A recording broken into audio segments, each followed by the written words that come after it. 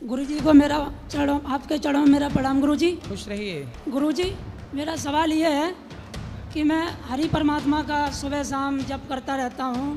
जब से हमें अपनी मतलब बुद्धि सुधारी है तब से गुरुजी दी हुई पत्नी साथ नहीं देती है, और अगर मैं बुलाने जाता हूँ तो गुरुजी मेरे साथ अभद्रता करती है, अपने भाइयों से गाली गलौज करवाती है। तो पत्नी क्यों चलेगी, कहाँ है इस समय? अपने मायके है गुरुजी। अभी भी मैं कल कोर्ट में चक्कर काट के आ रहा हूँ गुरुजी, तो मैंने बुलाने के लिए डाला है गुरुजी। तो आपकी पत्नी चाहती क्या है आपसे? वो गुरुजी उसकी समझ में ही नहीं आता। अभी कोर्ट को भी गुमराह कर रही है, हमें भी गुमराह कर रही है। वहाँ बोल देती है मैं जाना चाहती हूँ, और जब मैं जाता हूँ तो वहाँ हमारे साथ बदतमीजी करती है घर पे अपने। तो आपने पूछा नहीं कि भाग्यवान बताओ तुम चाहती क्या हो? उसका गुरुजी अभी तक मैंने 5 साल हो गए, 2 साल तो कभी महीना कभी 2 महीना रही मेरे साथ, 3 साल से बिल्कुल अलग हैं गुरुजी।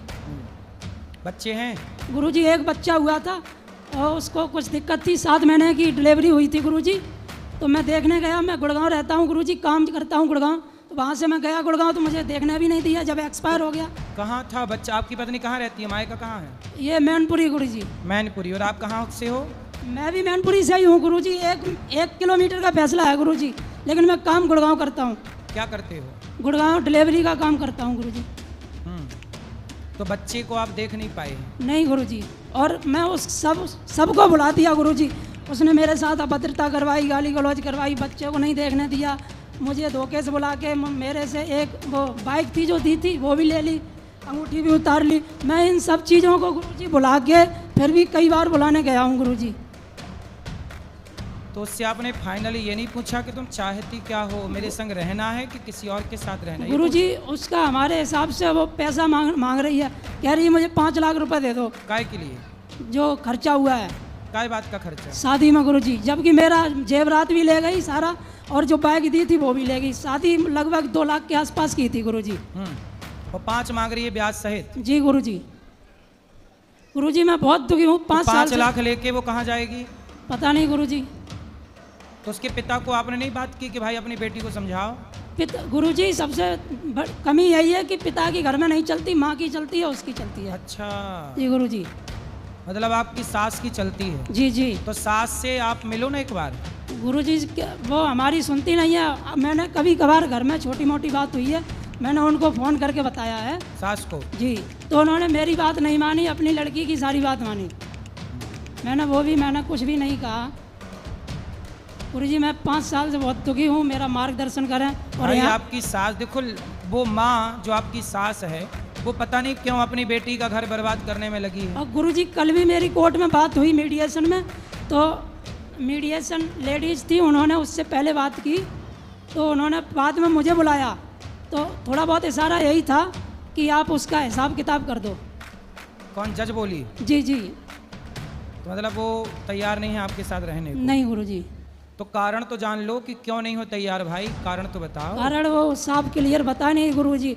अभी पिछली महीने में गया था बुलाने 2 बार, एक बार मुझे वापस लौटा दिया कि हमारे घर पे अभी कोई है नहीं, उसके भाइयों ने बोल दिया।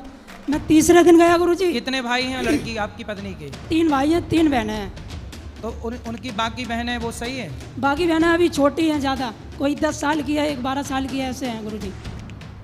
भाई सबसे बड़े हैं, भाई एक की शादी हो गई है। तो अभी और भी साली वाली आने वाली है क्या? किसकी गुरुजी? आपकी। जैसे छोटी साली अभी कितने साल की आपकी? एक 12-13 साल की होगी, एक 10 साल के आसपास होगी गुरुजी। चलो भगवान करें सद्बुद्धि आए। गुरुजी यहाँ से आप उसके लिए कुछ कह दीजिए, शायद उसका दिमाग बदल जाए। क्या नाम है आपकी पत्नी का? पूजा नाम है गुरुजी। पूजा। पूजा, आप अपने पति के साथ रहो और अपने सास की बातों, अपने माँ की बातों में ना आओ, क्योंकि विवाह के बाद आपका पति ही सब कुछ है।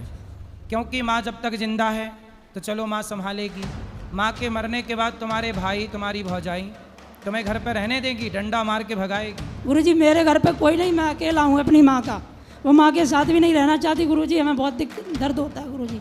अच्छा, आपकी पत्नी, आज की लड़कियों का यही तो झंझट है, कुछ लड़कियों का, अगर कि वो अपने सास के साथ तो रहना नहीं चाहती, लेकिन अपने पति को छोड़ छोड़ के मायके में अपनी माँ के साथ रहना चाहती। गुरुजी एक अब बताओ इस केस में लड़का गलत है कि लड़की की माँ गलत है? फिर इसलिए तो कहते हैं कि लड़की का घर बिगाड़ने वाली उसकी माँ ही होती है, ऐसा मैंने सुना है। ये बात सही है कि गलत है? सब सही कह रहे हैं। तो गुरुजी आपके चरणों में प्रणाम गुरुजी। चलो भगवान करे सब ठीक होगा। राधे राधे गुरुजी। जी जी। मेरा भी यही प्रश्न है गुरुजी। मैं विवाहित हूँ और मैं बुंदेलखंड से आया हूँ, टीकमगढ़ ज़िले से। मैं आपका वीडियो बार बार देखता हूँ और वो अपने मम्मी पापा से दिन भर बात करती रहती है। आपकी मैं आपका पत्नी? वीडियो भी दिखाता हूँ कि देखो गुरुजी बताते हैं कि आपकी पत्नी आई हैं? वो मायके में है। शादी के कितना टाइम हो गया? शादी को तो 5 साल हो गए। 5 साल शादी के हो गए।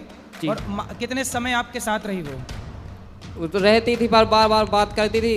1-2 महीने यहीं रहती, फिर मायके चली जाती थी, फिर 1-2 महीने फिर मायके चली जाती थी और यहाँ की मम्मी पापा से बात करती थी। मैं आपका वीडियो देखो, गुरुजी समझाते हैं कि मम्मी से ज़्यादा मायके वालों से ज़्यादा बात नहीं करती, पर वो समझती नहीं है। अपनी पत्नी को लेके मेरे पास आना एक बार। ठीक है तो गुरु। प्रश्नोत्तरी में मैं बात करूंगा और मैं समझाऊंगा। गुरुजी मैं एक आपको कुछ सुनाना चाहता हूँ। मैं पहली बार वृंदावन आया हूँ। सुनाओ। जग में वृंदावन धाम है नीको कृष्ण कन्हैया जी को। हमारे गांव में जो चौकड़िया चलती है, तीसरी महान कवि हुए हैं, तो मैंने यहाँ कुछ देखा हो, कुछ अपने शब्दों में लिखा हो। जग में वृंदावन धाम है नीको कृष्ण कन्हैया जी को, देसी और विदेशी जपरा नाम राधिका जी को, शंकर स्वयं रास देखवे धरो भेष गोपी को, वो धन्य धन्य या ब्रज भूमि है मन हरले सभी को।